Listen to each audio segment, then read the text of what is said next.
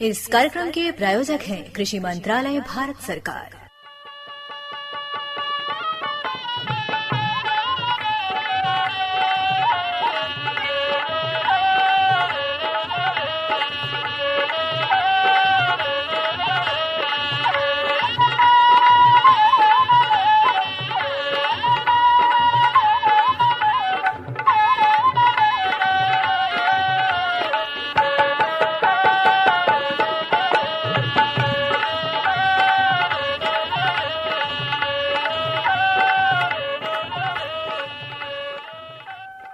भैया बोला जय जवान जय किसान। और बैठकी में शामिल हर भैया बहन लोगन के भोला भैया और अचलू भैया का नमस्कार। देखा भोला भैया, हमन का बैठकी तो एकदम समय से जुट गइल बा, लेकिन अपने बैठकी में शामिल हर भैया बहन लोगन के ई मन में जिज्ञासा रहेला कि आज हमन के बैठकी में कौन कौन जानकारी शामिल करल गइल बा। तो आज के अपने बैठकी में सामयिक कृषि चर्चा के साथ साथ जनबा पौष्टिकता और बाजार के दृष्टि में मोटे अनाज महत्वपूर्ण, एकरे बारे में हमन चर्चा करल जाई। मंडी का बाजार भाव जानल जाई, आज के मौसम का हाल चाल बा एकरे बारे में भी। और देखा आज के जन विशेष क्रम बा बैठकी का, रबी में मक्का की व्यावसायिक खेती करे के खातिर कौन कौन सावधानी रखे के चाहिए, एकरे बारे में प्रगतिशील किसान विद्यापति जी से अपन गुलाबो बहन का बात बतकई भइल हुए तो ओके सुनावल जाई। और बैठकी का समापन जन बा वो उत्तम कुमार के गावल एगो किसानी गीत से करल बात भैया। चलो भैया, बहुत बढ़िया। देखा कितना बढ़िया तरीका से अपने बैठकी के रूपरेखा आप बतौलन। रहल बात सामयिक चर्चा के, तो देखा अब मौसम भी कुछ बदले लागल बा, खेत में हरियाली आ गइल बा, बस अब फसल देख के मन खुश होखत बा। बिल्कुल बिल्कुल, और ठीक कहत बड़ा भोला भैया कि एह बेर देखा धान के बाली नीक से भर रहल बा, लेकिन देखा मौसम कबो धूप कबो बरखा, किसानन के मन में बड़ा अजीब दुविधा रहेला इसमें। बिल्कुल भैया, लेकिन अब खेती सिर्फ मेहनत से नहीं बल्कि ज्ञान के समय के हिसाब से भी करल जरूरी हो गई बा। बिल्कुल बिल्कुल। कैसे कि सरकार के योजना में भी बहुत कुछ बदलाव बा, नई तकनीक, जैविक खेती और जौन बा की जल संरक्षण के बात खूब जोर पकड़ले बा। बिल्कुल बिल्कुल सही कहत हुआ भोला भैया। और देखा किसान के पढ़ल लिखल और जागरूकता होकल बहुत जरूरी बा, काहे से कि देखा अब के जमाना में जौन बा कृषि विश्वविद्यालय और कृषि विज्ञान केंद्र ई लोगन से जौन बा हमन नया तरीका सीख सके। बिल्कुल बिल्कुल बिल्कुल, हमन के गाँव के किसान और पुरान सोच के छोड़ करके नया सोच पकड़े लागल बा ना। और ऐसने में बहुत लोग अब मोटा अनाज जैसे बाजरा, ज्वार, रागी, कोदो, मेड़ो, मिझरी, कुटकी वगैरह की खेती शुरू कर देले बना लोग। बिल्कुल बिल्कुल। अब भोला भैया हमके तो ई सबसे पहले बतावा कि मोटा अनाज कहल का जल का थोड़ा मोट उठ होला का? अरे नहीं भैया, दुबर पत्थर के दुबर पत्थर कहल जाला। असलू भैया देखा हमें आयरन से मतलब होला भैया। अनाज के मतलब होला कि जौने अनाज में पारंपरिक कम पानी में उगला और शरीर के पोषक तत्व से भरपूर होखला, जैसे बाजरा हो गई, ज्वार हो गई। अब जैसे कोदो सवा के अनाज आप देखें तो एकदम छोटे छोटे होला, लेकिन पौष्टिकता के मामले में और जो है कि असिंचित दशा में भी उत्पादन होए कि जौन में काम आवला, रागी, कुटकी, चना और मक्का वगैरह, ये सब में पोषक तत्व हो भैया। बिल्कुल बिल्कुल ठीक कहला भैया। और देखा पहले के जमाना में तो ई अनाज जन बा वो हर घर में बनत रहे। बिल्कुल बिल्कुल। और लोग के भोजन में जन बा बाजरा का रोटी, रागी का लड्डू, कोदो का खिचड़ी आम बात रहे।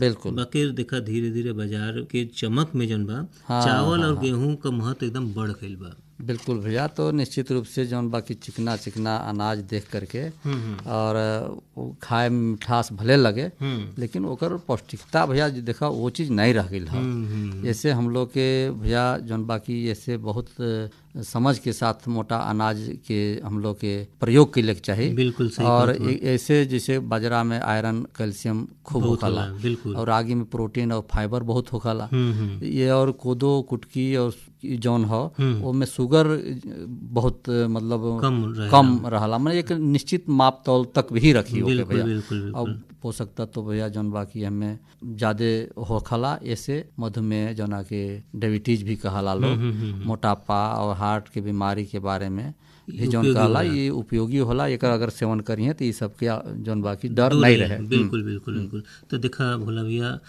अब तो सरकार भी ए पर जोर देले बा कि मिलेट मिशन या अंतर्राष्ट्रीय मोटा अनाज वर्ष 2023 के बाद से लोग के सोच में बहुत बदलाव आ गइल बा कि अब देखा स्कूल में भी मिड डे मील में भी मोटा अनाज के जोड़ के जन बा लोगन में परोसल जा रहल बा। बिल्कुल अचलू भैया, और इस समय बाजार में भी बहुत मांग बढ़ गई बा। पहले मोटा अनाज के दाम बहुत कम रहत रहे, अब ऑर्गेनिक या हेल्थ फूड मार्केट में वो अनाज बढ़िया दाम में बिकत बहन। और जैसे बाजरा के कुकीज, रागी बिस्किट, मक्का पास्ता अब शहर में भी खूब मांग हो रहा में बा। बिल्कुल सही कहत हूँ। और देखा ये तो नया अवसर बा किसानन खातिर।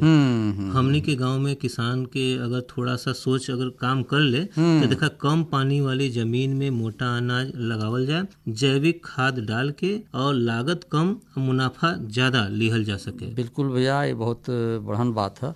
ये फसल जलवायु परिवर्तन में भी टिकल रहा। बिल्कुल। अब बाजरा ज्वार की खेती गर्मी में भी हो सकला, न तो इसमें कीटनाशक की जरूरत पड़े और न ज्यादा पानी की जरूरत पड़े। मतलब धरती की सेहत भी बनल रहे और किसान की जेब भी भरल रहे और जो बाकी पोषक तत्व से पेट भी भरल रहे। सही कहत हूँ। देखा अब तो जरूरी बा कि हमनी के गाँव के जवान किसान लोगन के भी ये बात समझ के आवे के चाहिए। कैसे कि देखा सरकारी प्रशिक्षण केंद्र, कृषि मेला में जा करके जनबा मोटा अनाज के बीज प्रसंस्करण और मार्केटिंग सीखे के चाहिए। बिल्कुल। यही से देखा गांव में अपने स्थानीय मूल्यवर्धन हुई और देखा जैसे मिलेट, आटा, पॉप्स, लड्डू और हेल्थ ड्रिंक बना करके जनबा ओके बेचल जा सकेला। बिल्कुल चलो भैया, हमार तो सुझाव बा कि पंचायत स्तर पर भी मोटा अनाज के प्रोत्साहन समिति बने और जवन गांव के लोगन के जानकारी दे सकलन, प्रदर्शनी लगावें और बाजार से भी ओके जोड़ें, ताकि बहुत लोग उत्पादन करला तो पते नहीं चले हम कहाँ बेची।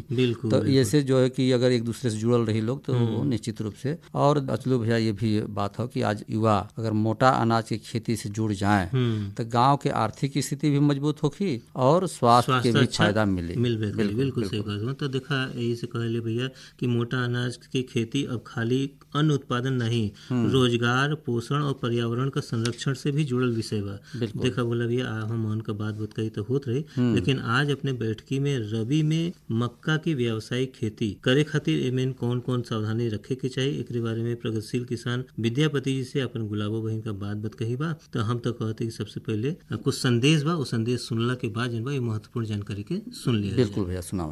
अरे क्या कर रहा है? इधर इधर इधर हम बोल रहे हैं तेरे बीजू का। पुतला बोल रहा है? पक्षियों से तो हम खेत को बचा लेते हैं, पर इन घातक रसायनों से कैसे बचाएं? मतलब? देख बेटा, तू जो ये अंधाधुंध रसायन मिलाता है ना, मिट्टी की सेहत बिगड़ने लगी है और जब माटी ही कमजोर पड़ जाएगी तो उपज कैसे सेहतमंद होगी? अरे पहले ऐसा नहीं था, पूछना अपने बड़े बुजुर्गों से कैसे फसल लहलहाती थी, शुद्धता झलकती थी। हाँ, माटी भी तंदुरुस्त और लोग भी। पहली वाली बात कहा, पर अब तो सब यही डाले हैं। सब नहीं, आज भी लाखों जागरूक किसान परंपरागत विधि से फसल उगा रहे हैं, खर्चा कम और उपज की कीमत भी बेहतर पा रहे हैं। सच है? रे बेटे, एक्सपीरियंस से बता रहे हैं, धूप में बाल सफेद नहीं किए हैं। हाँ। ठीक है भाई, मैं भी आज से जैविक खेती शुरू करूंगा। माटी से प्रेम की परंपरा है, परंपरागत खेती।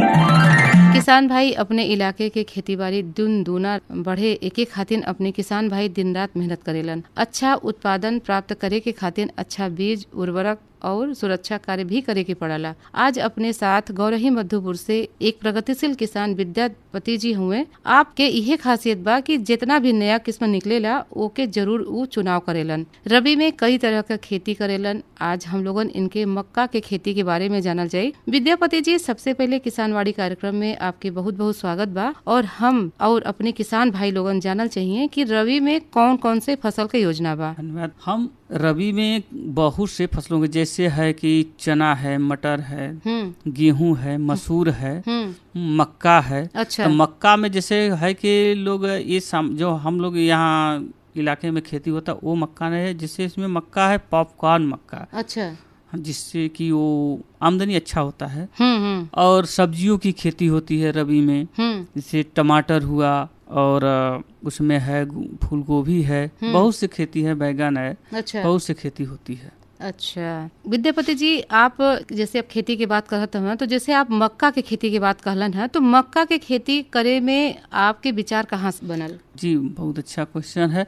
मक्का की खेती करने के लिए हमको जैसे कि कृषि विभाग है उस वहाँ दिल्ली से ICR से आए थे डॉक्टर साईं दास जी। अच्छा। तो उन्होंने बताया कि आप लोग पुराने पद्धति से धान गेहूं खेती करते चले आ रहे हैं, तो इस बार धान के बाद आप लोग मक्का की खेती करिए, गेहूं से अच्छा आमदनी होगा। तो हमको ये विचार बना कि ठीक है चलिए हम ज़्यादा नहीं तो 1 एकड़ का खेती करते हैं, तो उससे देखिए क्या हमको लाभ मिलता है। तो इसी से हमारा दिमाग में बैठ गया है, तब शुरू किया। तब से खेती का अब शुरू कर दिलन मक्का का। बहुत बढ़िया विद्यापति जी। देखा मक्का के खेती के खातिर खेत के तैयारी में कौन कौन से सावधानी बरते के होला? मक्का के खेत की तैयारी के लिए सर्वप्रथम जैसे कि हम समय से धान की रोपाई कर देते हैं। अच्छा। तो हमारा धान ऐसा करें कि हम अक्टूबर लास्ट होते धान की कटाई हो जाए, जिससे कि हम खेत को 1 बार 2 बार जोताई कर दें कि नवंबर के प्रथम सप्ताह तक हमारा खेत तैयार हो जाए। अच्छा। उसमें जैसे कि जोताई 2-3 बार बहुत जरूरी है। जोताई नहीं करेंगे तो फिर हमारे खेत अच्छे ढंग से मेढ़ नहीं बन पाएगा, इसलिए तैयारी करना उसमें बहुत जरूरी है। तैयारी करने के समय हमारे उसमें जिंक सल्फेट होता है। अच्छा। DAP होता है। अच्छा। यूरिया और कुछ हम उसमें डाल देते हैं जैविक खाद, जैसे गोबर की सड़ी हुई खाद। उसमें अंतिम जुताई करके हम खेत को तैयार कर लेते हैं। बहुत बढ़िया आप बतौलन है। अब देखा है एक प्रश्न आपके इहो हम करल चाहब, अपने किसान भैया लोगन जानल चाहिए कि जोन बीज के जोन प्रजाति का जोन चुनाव करलन ई कैसे करलन और कहाँ से के मिलला? जो बीज की ये प्रजाति है ये पॉपकॉर्न के नाम से है। यह बीज यहाँ नहीं मिला, ये सीधे हमको दिल्ली से मिला था। अच्छा अच्छा। ये आया था करीब 54 एकड़ के लिए बीज आया था फिर किसानों को करने के लिए कि इसमें क्या बेनिफिट हमको मिलता है। अच्छा। तो वही हम लोग कर करके उसको देखे। अच्छा चले बहुत बढ़िया आप जानकारी दिलन है विद्यापति जी। और देखा बीज लगावे के सही तरीका के बारे में का कहल चाहिए आप? बीज लगाने के लिए सबसे मुख्य उद्देश्य है कि हमको सावधानी हमेशा करना है, इसलिए कि हम जब खेत की तैयारी कर लेते हैं तो उसको हम मेढ़ पर। अच्छा। मेढ़ बनाने की विधि एक सामान्य विधि ये है कि आसानी से जो मिल सके किसान भाई को सबको, कि जो 9 फाल और 11 फाल के ट्रैक्टर है। अच्छा। हल वाला उसके पीछे वाले हल में हम पुआल का गुड़ी बना करके लपेट देते हैं, तो जिससे कि वो नाली बनेगा। तो जब नाली बनेगा तो बीच में मेढ़ बनेगा। तो उसी मेढ़ पर हम 60 सेंटी के अंतराल पर पौध से पौध की दूरी 60 सेंटी के अंतराल पर हम बीज की बुआई करते हैं। अच्छा। 1 एकड़ में बीज करें। अब बीज को हम शोध करके ही बुआई करेंगे। अच्छा अच्छा। ट्राइकोडर्मा या बाबस्टीन या मंकोजेब से 2 ग्राम प्रति किलो बीज के दर से हम उसको शोध करके तब बुआई करेंगे। अब बीज को इतना ध्यान देना कि एक जगह एक ही बीज को रखना है। अच्छा अच्छा। हाँ, फिर 60 सेंटी पर भी दूसरे को रखना है। इस तरह से हमको 1 एकड़ में 5 किलो बीज लगता है। अच्छा। उसकी संख्या है करीब 38 से 40 हजार संख्या है उसकी। अच्छा। उर्वरक प्रबंधन के बारे में क्या कहल चाहिए आप? उर्वरक उस पे हमको किसान हम लोग को ध्यान देना पड़ता है कि जैसे कि हम खेत में अपना बीज की बुआई कर दिए। अच्छा। तो 15-20 दिन के बाद हमारा जब मक्का 1 बित्ते का हो जाता है, एकदम देहाती जो पहचान है अपना। अच्छा। हाँ, कि जब 1 बित्ते का हो जाएगा तो 1 एकड़ में हम 30 से 35 किलो नाइट्रोजन यूरिया। अच्छा। उसको हम छिड़काव करेंगे। अच्छा। सिंचाई करने या छिड़काव करके तो सिंचाई करें या सिंचाई करने के बाद छिड़काव करेंगे। उसके बाद फिर हमारा जब ठेगुन भर हो जाता है। हाँ। तब उसके बाद सिंचाई करके फिर 35 किलो 1 एकड़ में यूरिया का टॉप ड्रेसिंग करेंगे और कोई दवा नहीं है। और जब कीड़े लगेंगे तब उसका हम कीटनाशक का प्रयोग करेंगे। अच्छा। और उसमें पहचान क्या है? हाँ। कि जैसे कि हम पत्ते देखते हैं या उसकी मेन शाखा जो निकलता है। हाँ। उसमें मक्खियां डंक मारती हैं। अच्छा। तो डंक जब मारेंगी तो उसमें से खुद वहां से पत्ते मुरझा जाएंगे। हाँ हाँ। तो तब जब मुरझा जाते हैं तो उसमें तब हम जान जाएंगे एक पौधा हमारा मुरझा, तभी हम जान जाएंगे कि नहीं हमको ये प्रयोग करना है दवा कीटनाशक का। बिल्कुल। जब प्रयोग कर देते हैं तो हमारा कीड़े जो है मर जाएंगे, तो बच जाएगा हमारा पौधा। बहुत सही विद्यापति जी। देखा खरपतवार के नियंत्रण के आप कैसे करलन? खरपतवार के लिए जैसे कि हमारा पौधा 30 दिन से का हो गया या 35 दिन का हो गया, तो हम सिंचाई करके एक लोडिस या एट्राजीन आता है। अच्छा। इसका हम एट्राजीन से सभी खरपतवार नहीं मरते हैं, और लोडिस एक दवा है, इसको हम छिड़काव करेंगे। अच्छा, चाहे अच्छा। मोथा हो, चाहे बथुआ हो, चाहे कोई भी घास हो, खाली मक्का छोड़ करके सारे घास खरपतवार नष्ट हो जाते हैं, खत्म हो जाते हैं। अच्छा। और खाद आप जो खेती करे के बात आप कहत हमें, तो इनमें खाद कौन कौन सा आप इस्तेमाल करेलन? जैसे गोबर का खाद हो गल, तो आप कौन सा खाद इस्तेमाल करिए हमें? हम लोग जैसे बुआई के पहले जब खेत की तैयारी करते हैं, तो उसी समय गोबर की खाद, अच्छा, DAP, सुपर DAP नहीं है तो सिंगल सुपर फास्फेट है, अच्छा, MOP मन पोटास है, और यूरिया, ये मात्रा हम देते हैं करीब 30 किलो एकड़ के हिसाब से मिट्टी में मिला देते हैं। अच्छा। तब उसके बाद हम मेड़ बनाते हैं। अच्छा। और जब वो हो जाता है तैयार, तब वही हमारा है कि 25 से 30 दिन के बाद जब सिंचाई करेंगे, तो बीच में जब 30 दिन के अंतराल पर हम 30 से 35 किलो खाली नाइट्रोजन यूरिया का ही छिड़काव करेंगे, और कोई खाद की जरूरत उसमें नहीं होती। अच्छा, चलिए, बहुत बढ़िया बात बतौलन है विद्यापति जी। अब देखा है एक प्रश्न हम आपसे और करल चाहब, अपने किसान भैया लोग जानल चाहिए कि कितना दिन में मक्का बाजार ले जाए लायक हो जाला? हाँ, जैसे कि हम अक्टूबर में प्रथम सप्ताह या 15 अक्टूबर या 15 नवंबर तक हमारी बुआई हो जाएगी चाहिए मक्का का। 15 नवंबर का जब बुआई हो जी, तो ये हमारा अप्रैल लास्ट और मई के प्रथम सप्ताह, जैसे गेहूं हमारा तैयार होता है, इस तरह से मक्का तैयार होगा। ये मक्का देखें हरा मार्केट में नहीं जाएगा। ये मक्का जब पक जाता है, तब हम अपने आप पेड़ में सूख करके मक्का जब पक जाएगा तो उसकी लटक जाती है, तब जान जाते हैं कि हमारा तोड़ाई करने के लिए हो गया। होला। उसका जब तोड़ाई करके हम मार्केट में ले आ सकते हैं, बेच सकते हैं। चलिए, बहुत बढ़िया जानकारी आप दिलन है, और अपने उम्मीद बा कि अपने किसान भैया लोगन भी सुनत हुई हैं। और देखें साथ में एक प्रश्न हम आपसे और करल चाहब कि पूरे मक्का के खेती में कोई रोग या कीट लगला, ओकरे बारे में आप बता दें। हाँ, मक्का में किसान भाई सबसे हम कहेंगे कि अपने मक्के के खेत को हमेशा निगरानी, चाहे कोई भी फसल हो, सब सर्वप्रथम निगरानी। जब हम निगरानी करेंगे तो कीड़े बहुत कम लगेंगे, देखभाल करेंगे तो बीमारी और उसके हर चीज से हम सुरक्षा कर सकते हैं। कब हमको सिंचाई की जरूरत है, कब हमको उर्वरक की जरूरत है, कब हमको कीड़े की मानी दवा की जरूरत है। तो जब हम निगरानी करेंगे तो हमारा कम खर्च में हमारा समाधान हो जाएगा।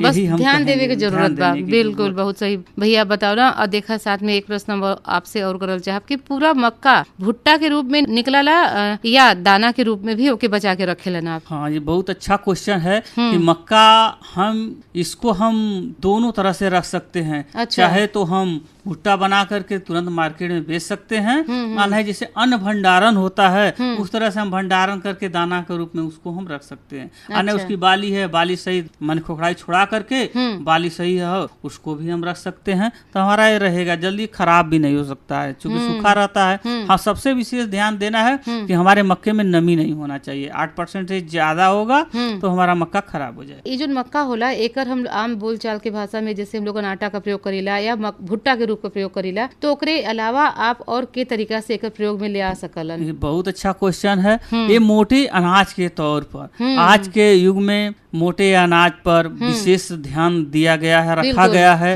अब आने वाले दिन पर लोग, चाहे किसान भाई हो चाहे सभी लोग हैं, कि जिससे कि मक्के पर चाहे मोटे अनाज पर विशेष ध्यान है। इसको हम खाने के रूप में रोटी भी खा सकते हैं, इसका बिस्किट भी बन सकता है, बनेगा, और इसका भी बहुत तरह से इसका बनता है। प्रयोग कर सकते हैं आइटम बना करके, या किस्म किस्म के व्यंजन बना करके इसका हम प्रयोग कर सकते हैं। होटलों में भी प्रयोग किया जाता है, इसका बहुत महंगा अब बिकता है। बिल्कुल भैया, काहे कि देखा अब जैसे जैसे अब आधुनिकीकरण आ गइल बा और शरीर में कई प्रकार के रोग भी लगत बा, तो ऐसे में देखा ये मक्का हम लोगन के बहुत सहयोगी हो सकला हम लोगन के स्वास्थ्य खातिर भी। तो आप बहुत बढ़िया आप जेकर जानकारी देलन है कि के प्रकार से हम लोगन एकर प्रयोग कर सकीला। और देखा बाजार व्यवस्था के बारे में भी आप का कहल चाहिए चाहिए अपने किसान भैया लोग के, आप बता दें। हम किसान भाई लोग से यही कहेंगे कि जैसे कि हम लोग धान का खेती, गेहूं का खेती करीला तो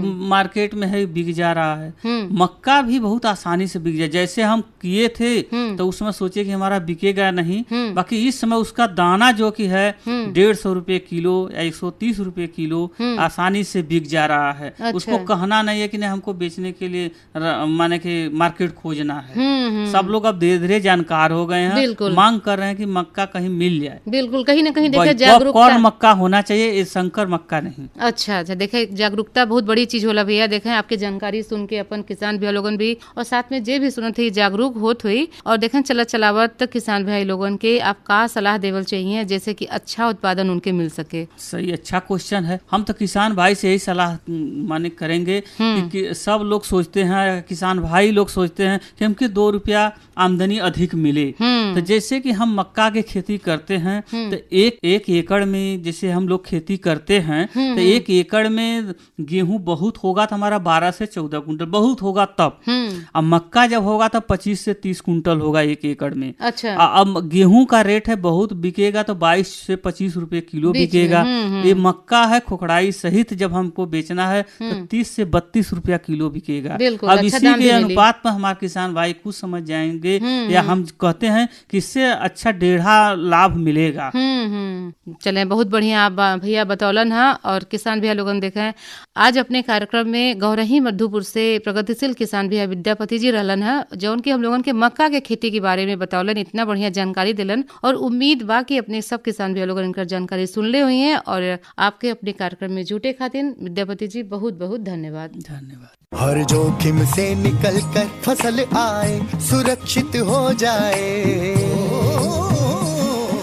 फसल बीमा से हर किसान अब आत्मनिर्भर हो जाए। संकट के समय प्रधानमंत्री फसल बीमा योजना किसानों के लिए वरदान है। अब सूखा पड़े या बाढ़ आ जाए कोई डर नहीं, अब ओले पड़े या कीट पतंगे फसल खा जाए कोई फिक्र नहीं, क्योंकि हमने लिया है प्रधानमंत्री फसल बीमा। बुआई से फसल कटाई तक हर जोखिम का दावा, न्यूनतम प्रीमियम पर अधिकतम भुगतान का वादा। योजना से हर साल जुड़ रहे हैं 5 करोड़ से ज्यादा किसान। अब आपकी है बारी। नजदीकी कृषि कार्यालय, सहकारी समिति, बैंक शाखा, अधिकृत बीमा कंपनी या जन सेवा केंद्र में स्वेच्छा से करा सकते हैं पंजीकरण। फसल बीमा पोर्टल या फसल बीमा ऐप द्वारा भी कराया जा सकता है पंजीकरण। प्रधानमंत्री फसल बीमा योजना, आपकी फसलों का संपूर्ण सुरक्षा कवच। कृषि एवं किसान कल्याण मंत्रालय, भारत सरकार। तो भैया कितना बढ़िया जोन बाकी बात कही अभी होइल। बिल्कुल, संदेश से पहले अच्छा बात कही हमन सुनत रह लीजा। और देखा भैया कुल बात का एक गो निचोड़ बा कि कैसे कम लागत में ज्यादा से ज्यादा उत्पादन हो और बाजार भाव पर अच्छा से अच्छा मिल सके। भैया देखा थी कि हाथ में कुछ पाती भी लगल बा आपके। तो दुधी मंडी का सब्जी भाव बा अजय कुशवाहा भैया भेजले हुए तो कहा तो हम बाँच दें। बिल्कुल भैया। तो देखा ललकी आलू 1400 रुपया प्रति क्विंटल, सफेद की आलू 1500 से 1600 रुपया, प्याज 700 से 800 रुपया प्रति क्विंटल, टमाटर 2000 से 2500 रुपया, नेनुआ 2500 से 3000 रुपया, कोहड़ा 2000 से 2200 रुपया कुंटल में। हाँ, कुंटल में। और कुंदरू जन रहल 2000 से 2500 रुपया, लंबा वाला बैगन 2000 से 2500 रुपया, गोल बैगन 3000 से 3500 रुपया। अच्छा। परवल जो रहल वो 4000 से 4200 रुपया, लौकी 2000 से 2500, करेला 2200 से 2500, भिंडी 2400 से 2600 रुपया प्रति क्विंटल, बोड़ा 3000 से 3200 रुपया, मूली 1800 से 2000 रुपया, लहसुन 5500 से 6500 रुपया, धनिया 20000 से 25000 रुपया प्रति क्विंटल। बहुत अच्छा भाव आज मिला रुपया। और देखा हरी मिर्च 3500 से 4000 रुपया, अदरक 4000 से 5000 रुपया, सूरन 2500 से 3200 रुपया, पालक 2200 से 2500 रुपया, चौलाई 1200 से 1600 रुपया प्रति क्विंटल, गाजर 2800 से 3000 रुपया, खीरा 3000 से 3200 रुपया, हरा बैगन 2500 से 2800 रुपया, नीला बैगन 2500 से 2700 रुपया, शिमला मिर्च 5000 से 6000 रुपया कुंटल, पपीता 2800 से 3200 रुपया कुंटल रहा। अच्छा। फूल गोभी रहा भैया 6000 से 65 रुपया प्रति क्विंटल, पत्ता गोभी 3200 से 3800 रुपया प्रति क्विंटल, और नींबू जो रहा 150 से 200 रुपया प्रति सैकड़ा रहा। तो ये रहल दुधी मंडी के बाजार भाव। अजय कुशवाहा भैया भेजले रहन, ये भी जौन बाकी समय समय पर पाती भेजत रहन, इनके भी बहुत बहुत धन्यवाद है।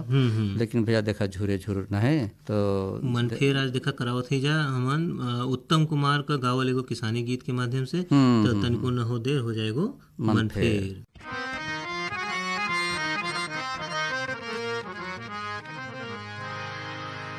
गम गम गम के गाँव सुनहुला, माटी करे पुकार गोरिया, कि एक दिन चल के देखा गौआ हमार गोरिया, एक दिन चल के देखा गौआ हमार गोरिया।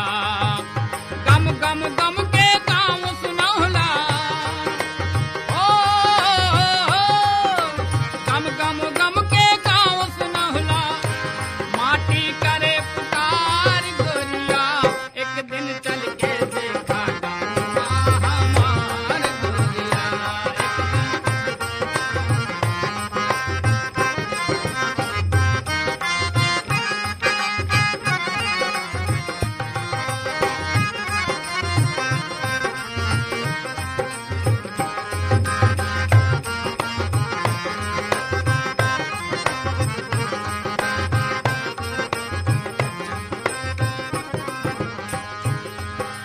जहाँ के लोग किसानी कहावे, ओ जहाँ के लोग किसान कहावे, करल खेती बारी, जहाँ के लोग किसान कहावे, करल खेती बारी, कांध पे गमछा सर पे पगड़ी, ओढ़े खेती क्यारी, कांध पे कपड़ा सर पे गमछा, लहले लहरे हरियाली, लहले लहरे हरियाली, बहे बयार गोरिया, एक दिन चल के देखा गौआ हमार गोरिया, एक दिन चल के देखा गौआ हमार गोरिया। गम गम गम के गाँव सुनहला माटी, गम गम गम के गाँव सुनहला माटी, करे पुकार गोरिया, एक दिन चल के देखा गौआ हमार गोरिया,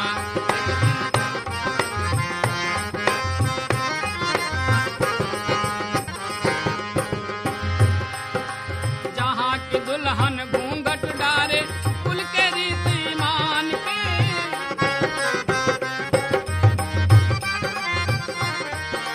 जहाँ के दुल्हन घूंघट डाले, कुल के रीति मान के, माई बाप की सेवा करता बेटा बड़े सम्मान से, माई बाप की सेवा करता बेटा बड़े सम्मान से, बेटी के जहाँ पाँव पुजाला, बेटी के जहाँ पाँव पुजाला, नेक विचार गोरिया, चल के देखा एक गौआ हमार गोरिया, एक दिन चल के देखा गौआ हमार गोरिया।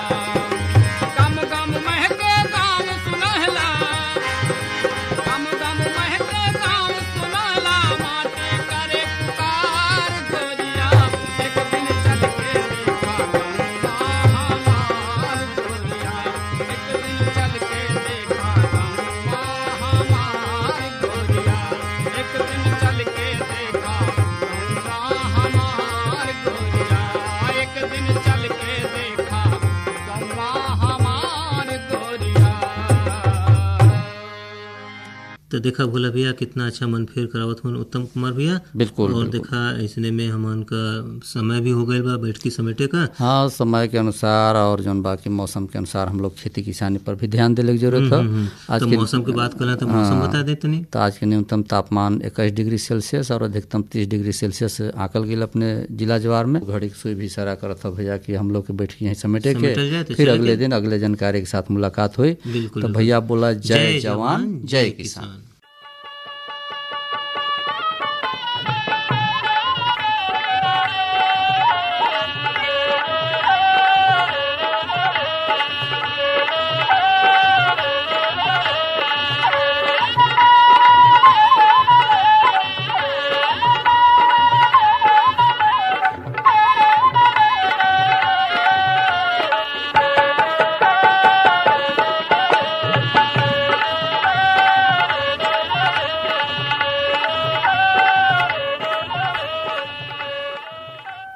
इस कार्यक्रम के प्रायोजक थे कृषि मंत्रालय भारत सरकार।